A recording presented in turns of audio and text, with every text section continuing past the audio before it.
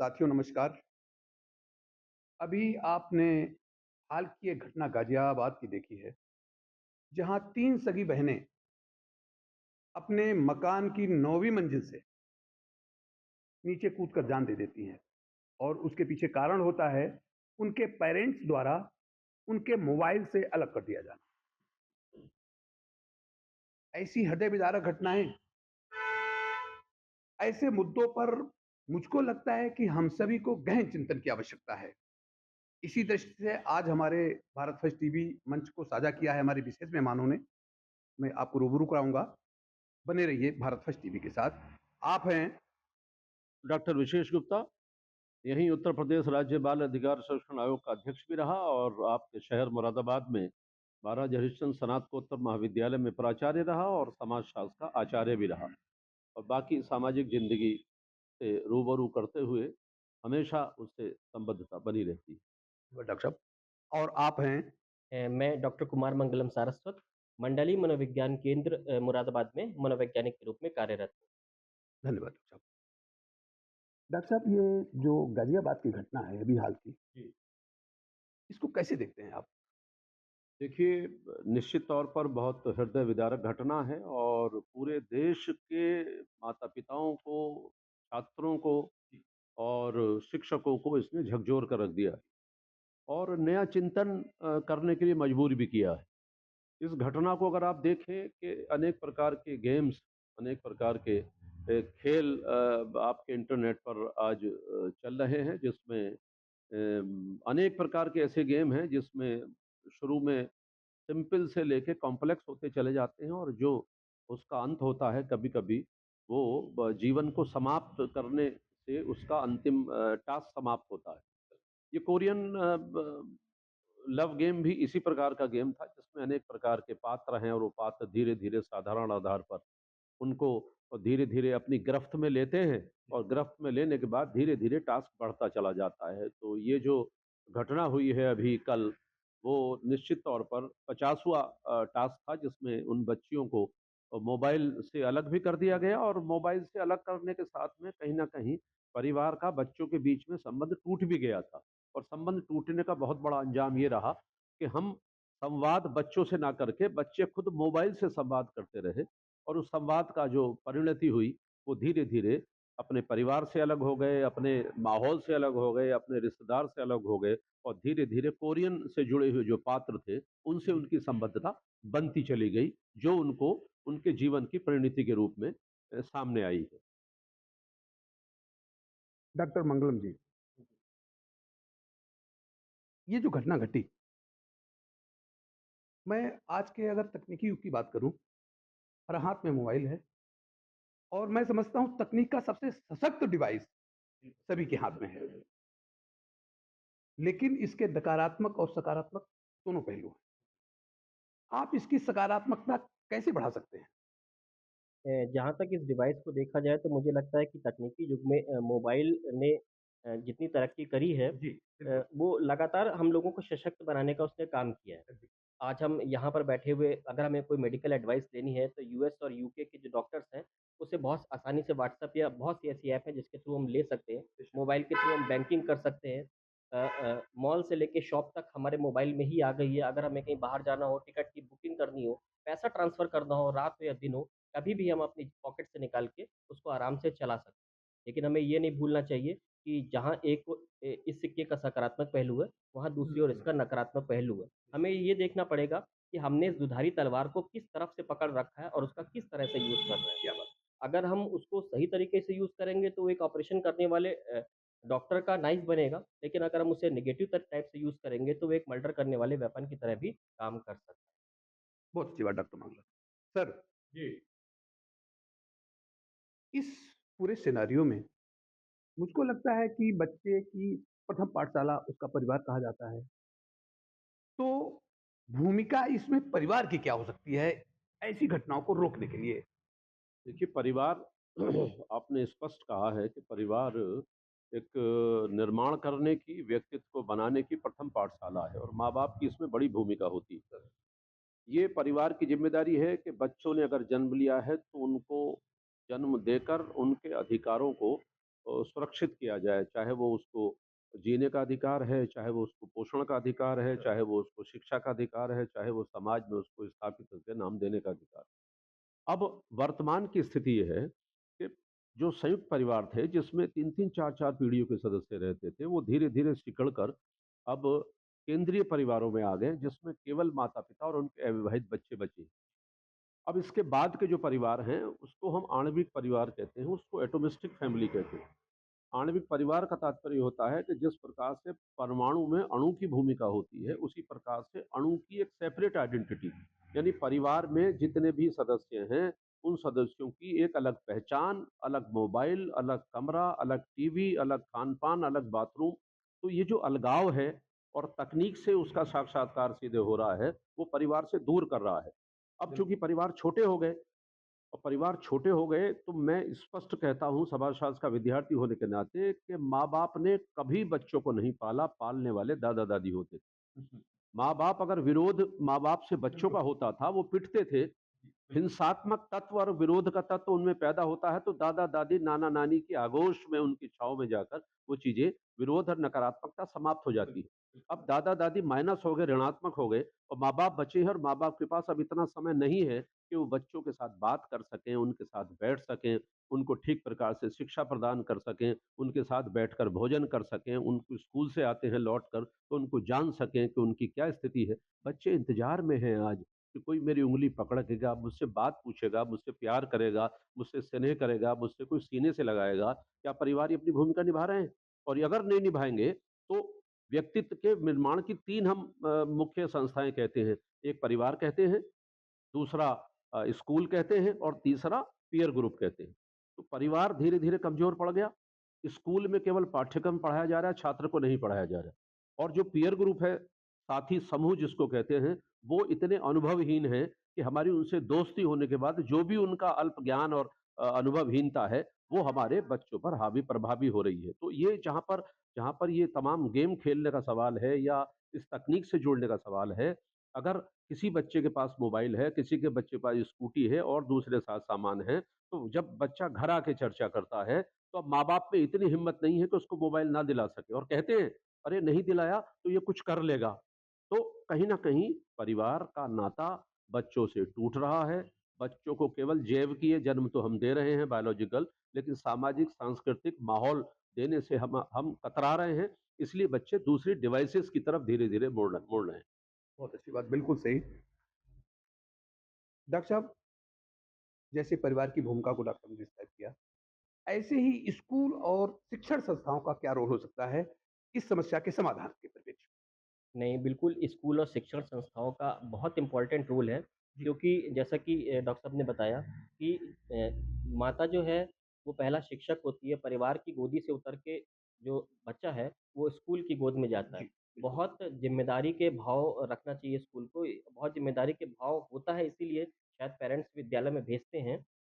दूसरा guardian school के teachers को ही बोला जाता है, तो शिक्षण संस्थाओं की सिर्फ़ शिक्षण देना ही आज के युग में ज़िम्मेदारी नहीं है, बल्कि उसके व्यक्तित्व को विकसित करना, उसके नकारात्मक पहलुओं को छाँट कर अलग निकालना और सकारात्मकता को बढ़ाना, ये विद्यालय का काम हमेशा से रहा है, विद्यालय करते भी हैं।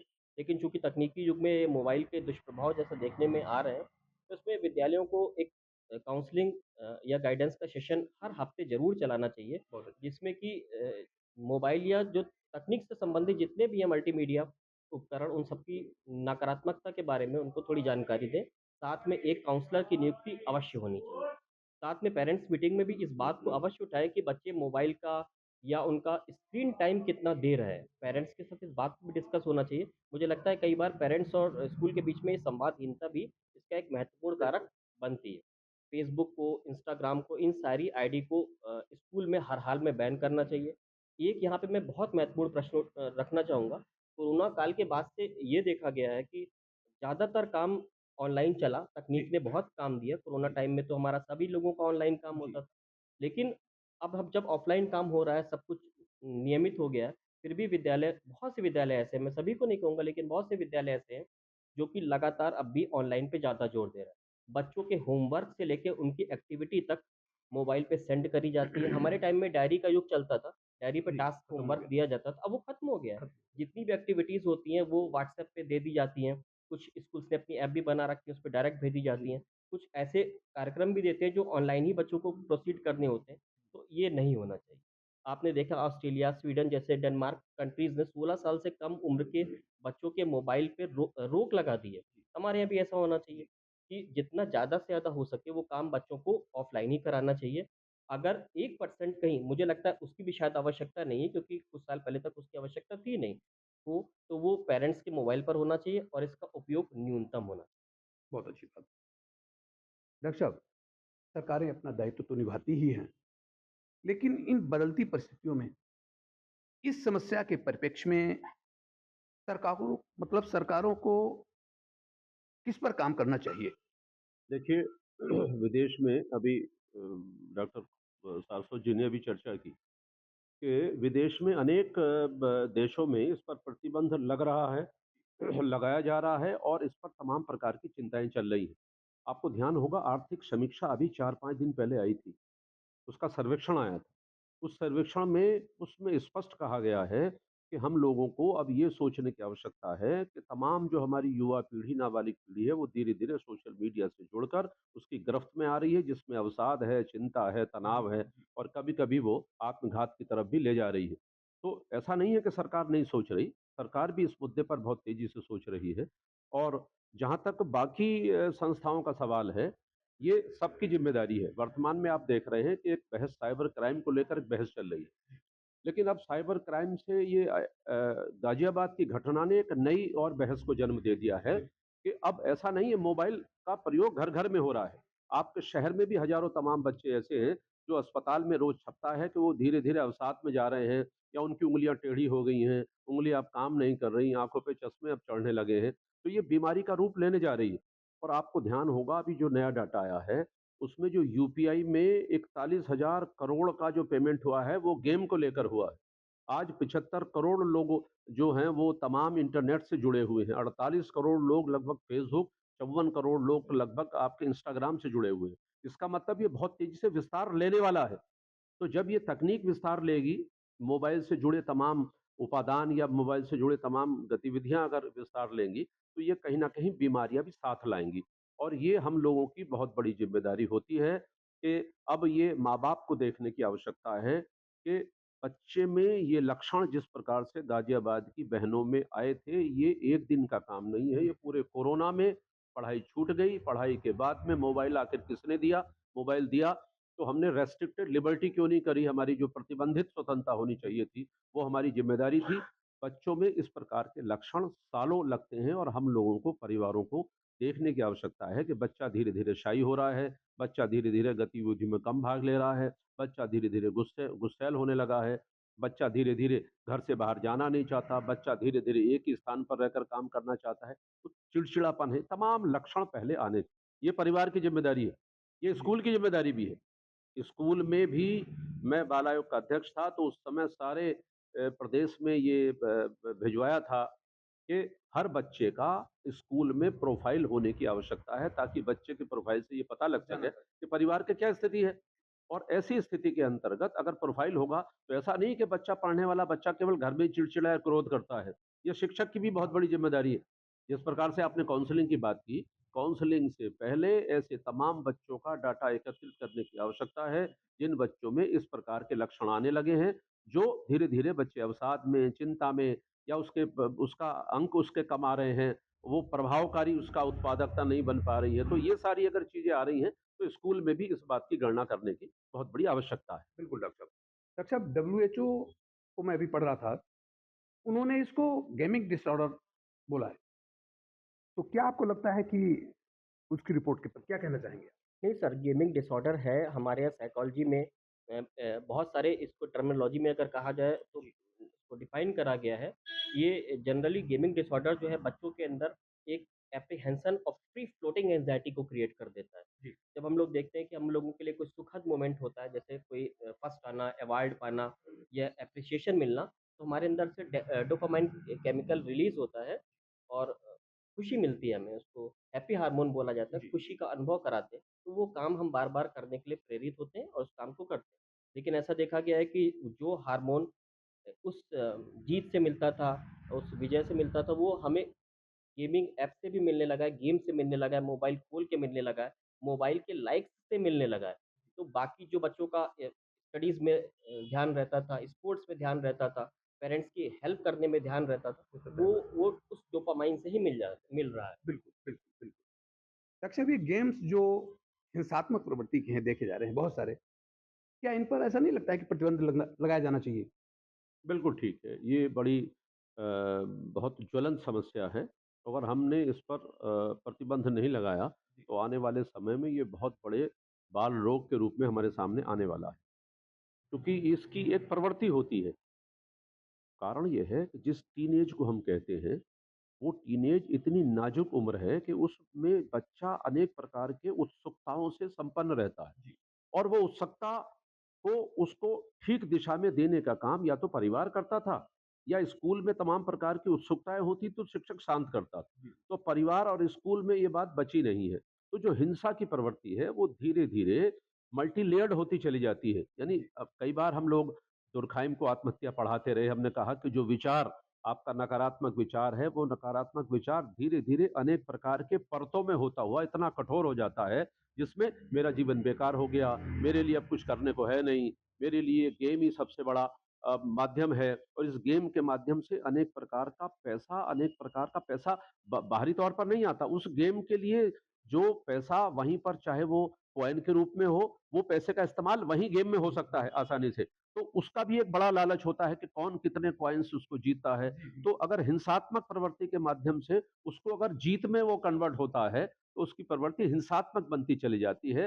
फिर वो किसी एक्टर को बार-बार मारते हुए बाहर भी उसकी दुनिया में अगर आता है, तो उसे होली पर भी उसी प्रकार के चाहिए, उसी उसी प्रकार के यंत्र चाहिए, उसी प्रकार के खिलौने चाहिए। तो वो प्रवृत्ति को रोकने के लिए हम सब लोगों को उस पर निगाह रखने की आवश्यकता है। ये सब वो लक्षण हैं, जो धीरे-धीरे बच्चे के व्यक्तित्व को विघटन की ओर, विचलन की ओर ले जाते हैं। बिल्कुल, बिल्कुल। डॉक्टर साहब, जो हम अगर बालिग और नाबालिग बच्चों की बात करें, क्या बालिग और नाबालिग के बच्चों का स्क्रीन टाइम कुछ निर्धारित नहीं होना चाहिए? नहीं, बिल्कुल निर्धारित होना चाहिए सर, बल्कि सभी के लिए स्क्रीन टाइम निर्धारित होना निर्धारित चाहिए। हाँ, निर्धारित होना चाहिए, क्योंकि इससे अगर निर्धारित नहीं होता है तो हमारे स्लीप वेक साइकिल से लेकर अ अ, खाने-पीने की आदतों में यस, परिवर्तन हो जाता है, आँखों में कंप्यूटर सिंड्रोम, एग्ज़ैक्ट आँखों का सूखना, यहाँ तक कि व्यवहार में विभिन्न प्रकार के परिवर्तन होने लगते हैं, आक्रामकता आने लगती है। बच्चा सुसाइड के साथ होमोसाइड की ओर बढ़ने लगता है। अब आपने गाज़ियाबाद की घटना जैसे देखी, इसमें बच्चियों ने सुसाइड किया। ये भी संभव था कि अंदर उनके कुंठा आ जाती और वो अपने पहले माता-पिता की हत्या करती और उसके बाद सुसाइड की ओर अग्रसर होती। तो ये समस्या सिर्फ़ एक व्यक्ति की ही समस्या नहीं है सर। व्यक्ति के साथ-साथ परिवार की समस्या और उसके साथ-साथ पूरे देश की समस्या है, विश्व की समस्या भी है। तो स्क्रीन टाइम पहले से इसके लिए डिफ़ाइन है कि लगभग 30 मिनट से ज़्यादा स्क्रीन टाइम नहीं होना चाहिए, कम ही रखना चाहिए किसी भी व्यक्ति को, और जितना ज़्यादा से ज़्यादा संभव हो, केवल कम्युनिकेशन के लिए मोबाइल का यूज़ जिसके लिए बेसिकली बना था, उसी के लिए उसका यूज़ करें। बहुत अच्छी बात है। जो उद्देश्य था उस डिवाइस का, जी, जी। उसी में अधिक से अधिक प्रयोग होना चाहिए।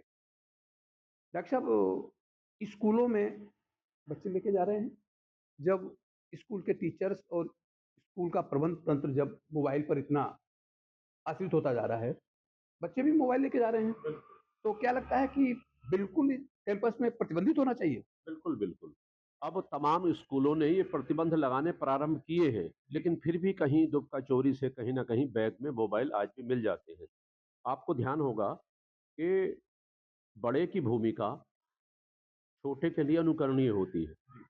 मैं पुलिस लाइन में परिवार विमर्श केंद्र में भी रहा, और वहाँ तमाम झगड़े जो यहाँ पुलिस थाने में दर्ज होते थे, वो धीरे-धीरे परिवार विमर्श केंद्र में भेज दिए जाते। तो आधे से ज़्यादा जो भी उसमें संघर्ष से जुड़ा था या परिवार टूटने के कगार पे था, उसका बहुत बड़ा मोबाइल था।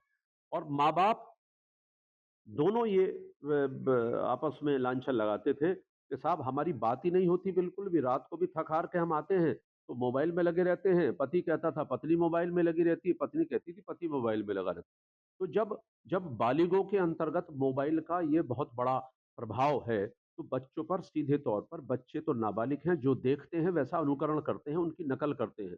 तो ये बहुत बड़ी आवश्यकता है कि कम से कम जो बड़े लोग हैं, उनको एक रेस्ट्रिक्टेड लिबर्टी रखने की आवश्यकता है। उसमें अगर वो बच्चे अगर खुद माँ-बाप स्क्रॉल कर रहे हैं, तो बच्चों को आप नहीं रोक सकते। गांधी जी गुड़ खाने की बात कहते थे। एक महिला अगर आई थी कि साहब ये बच्चा गुड़ बहुत खाता है, तो गांधी जी ने स्पष्ट तौर पर कहा था कि 8 दिन के बाद आना। तब उसने महिला ने पूछा कि आपने तभी आप ये बात बता सकते थे, क्योंकि मैं उस समय गुड़ खाता था और चूँकि मैं खुद उसको बुराई से ग्रस्त था, तो मैं दूसरे को क्या कैसे बात कह सकता था। तो ये मॉडल जो हैं, हम लोगों को समानता का भाव रखना पड़ेगा और हमें तमाम खून के घूंट पीने पड़ते हैं, मिडनाइट ऑयल बर्न कर पाता है बच्चों को पालने पोसने के लिए। तो अब पुराने समाज को अगर आप देखें, तो कितना कठोर जीवन होता था और दादा दादी वहीं बाहर बच्चे से दोस्त से भी नहीं मिलने देते थे। बाहर दलान होते थे, दादा दादी वहीं बैठे हैं, वो अंदर की महिलाओं से नहीं मिल सकता, वो बाहर लड़कियों से नहीं मिल सकता। तो एक रेस्ट्रिक्टेड लिबर्टी थी। तो लेकिन आज की स्थिति ये है कि आप माँ-बाप से पूछिए, आधुनिकता ये है कि अगर आप मिलने के लिए कोई आया, तो सीधे वो बच्चे अंदर ड्राइंग रूम में पहुँचते हैं, वहीं मोबाइल चलाते हैं, गेम चलाते हैं, क्या चलाते हैं, कोई पता नहीं।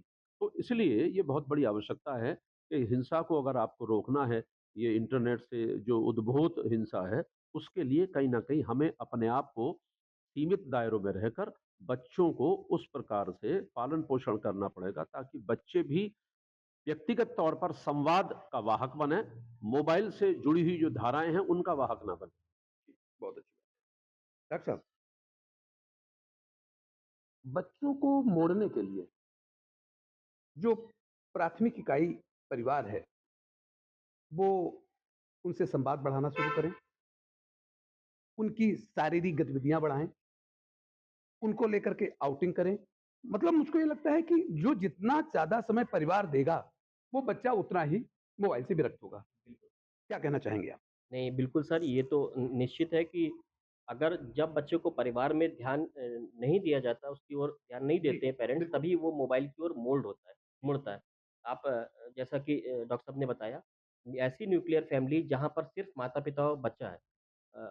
मम्मी भी जॉब करती हैं, पापा भी जॉब करते हैं, बच्चे के साथ दूसरा कोई सिबलिंग खेलने वाला नहीं है, पीयर ग्रुप इतना बड़ा नहीं है, जी, सोसाइटी में आज पड़ोसी पड़ोसी को नहीं जानता कि जी, पड़ोस में क्या बिल्कुल, हो गया, बिल्कुल। तो उसका एकमात्र सहारा उसका मोबाइल ही मिलता है। जो उसकी इमोशनल बॉन्डिंग उसके पेरेंट्स के साथ होनी चाहिए, उसके फ्रेंड्स के साथ होनी चाहिए, उसके सोसाइटी के लोगों के साथ होनी चाहिए, वो इमोशनल बॉन्डिंग उसकी उसके मोबाइल के साथ हो गई है। इतनी ज़्यादा गहराई से बच्चा जुड़ जाता है, वो समझ नहीं पाता कि ये एक स्यूडो वर्ल्ड है, ये एक आभासी दुनिया है। धीमे-धीमे करके वो बाहर आभासी दुनिया को जीते-जीते अंदर आभासी दुनिया के चला जाता है। हमारे पास हमारे कार्यालय में बहुत सारे ऐसे केसेज़ आते हैं, जहाँ बच्चा जो है अपने आप इमेजिनरी कैरेक्टर्स क्रिएट कर लेता है और उसको बैठाने लगता है, बोलने लगता है, "एक प्लेट मम्मी और लगा के लाओ, मेरे साथ ये मेरी फ्रेंड सनिधि भी खाएगी।" कहाँ है उसकी फ्रेंड? कौन है उसकी फ्रेंड? कहीं नहीं। उसको फिर धीमे-धीमे उसकी काउंसलिंग करी गई, तब बच्चे को समझाया गया। इस मुझे लगता है कि हमारे पास काउंसलिंग के लिए जो केसेज़ आते हैं, बच्चों की काउंसलिंग के लिए, उसमें नियर अबाउट 50% केसेज़ जो है, वो मोबाइल से रिलेटेड होते हैं और उसमें भी 20 टू 25% मोबाइल गेम से रिलेटेड। बीच में आपने देखा था पबजी गेम आया, जी, एक जी, ब्लू जी। व्हेल चैलेंज गेम था। इसमें बच्चे अपनी जान तक देने लगे थे, तो गवर्नमेंट ने इसको बैन करा था। मुझे लगता है कि अगर न्यूक्लियर फैमिली है, जैसा डॉक्टर साहब ने भी इसका ज़िक्र करा, आप नहीं है अपने दादा-दादी नहीं रहते हैं, तो सोसाइटी की भी थोड़ी-सी ज़िम्मेदारी है, जहाँ बड़ी कॉलोनियाँ हैं, वहाँ पे कम्युनिटी हॉल है, कम्युनिटी सेंटर भी हैं। वहाँ ज़रूर बड़ी सोसाइटी में 10, 20, 30 फैमिलियों के बीच में एक फैमिली तो ज़रूर ऐसी होगी, जहाँ पे ग्रैंड पेरेंट्स भी होंगे। तो क्यों ना हम शाम के टाइम उन ग्रैंड पेरेंट्स जो कि खुद नेग्लेक्टेड हो गए हैं, खाली हो गए हैं, कोई इनको ध्यान नहीं देता उनके ऊपर, उनको उस कम्युनिटी सेंटर में बुलाया जाए, कम्युनिटी हॉल में बुलाया जाए। हर 10-20 फैमिलीज़ के बीच में आपको ग्रैंड पेरेंट्स मिल जाएँगे। तो 4-5 अगर ऐसे दादा-दादी मिल के उनको बुलाया जाए और बाकी सोसाइटी के ऐसे बच्चे जो मोबाइल में अपना टाइम स्पेंड कर रहे हैं, उनको बुलाया जाए। तो एक जो जनरेशनल गैप है, बिल्कुल। वो मैसेज, वो कहानियाँ, वो चीज़ें, वो एक्सपीरियंसेस जो हमको हमारे मम्मी-पापा से मिले थे और हम अपने बच्चों में नहीं उनको कन्वे कर पा रहे हैं, तो क्यों ना डायरेक्ट दोनों को मिला दिया जाए, दादा-दादी को बच्चों से। वो किसी के भी दादा-दादी हों, लेकिन बच्चे तो सबके लिए जी, समान हैं, तो उनके साथ आके कम से कम आधे से 1 घंटा शाम का टाइम मोबाइल के मोबाइल के अलावा वहाँ पर आके स्पेंड करें उनके साथ, तो मुझे लगता है कि इससे ग्रैंड पेरेंट्स की भी मेंटल हेल्थ साउंड होगी, अच्छी होगी, उनको भी खुशी मिलेगी। बच्चों को उससे भी ज़्यादा खुशी मिलेगी और अपने ग्रैंड पेरेंट्स को, अपने पेरेंट्स को और अपने बच्चों दोनों को खुश देख के मम्मी-पापा को भी बहुत खुशी मिलेगी। टीचर्स भी खुश होंगे, इस तरह हमारी पूरी सोसाइटी खुश होगी। बस थोड़ा-सा एक कदम आगे बढ़ाने बढ़ने की की ज़रूरत है। धन्यवाद डॉक्टर मंगलम। चलते-चलते डॉक्टर साहब, गुड पेरेंटिंग पर गुड पेरेंटिंग पर आप बहुत अच्छा संदेश दे रहे हैं, समाज को जोड़ने की बात कर रहे हैं। जी, जी। दोनों जनरेशन को जोड़ने की बात कर रहे हैं।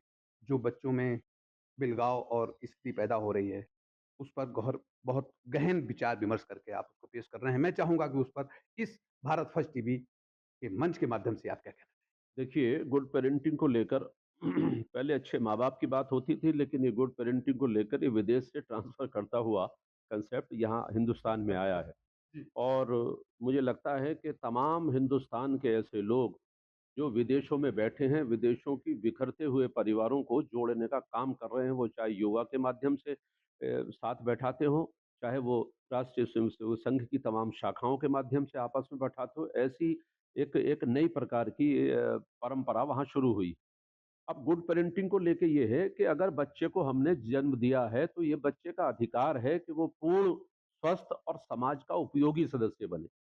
इसके लिए हम लोगों को चाहे दुनिया में कितना भी हमें परिश्रम करना पड़े, लेकिन उस बच्चे को जानने की जैसे आप बैंक में जाते हो तो केवाईसी करते हो, नो योर कस्टमर।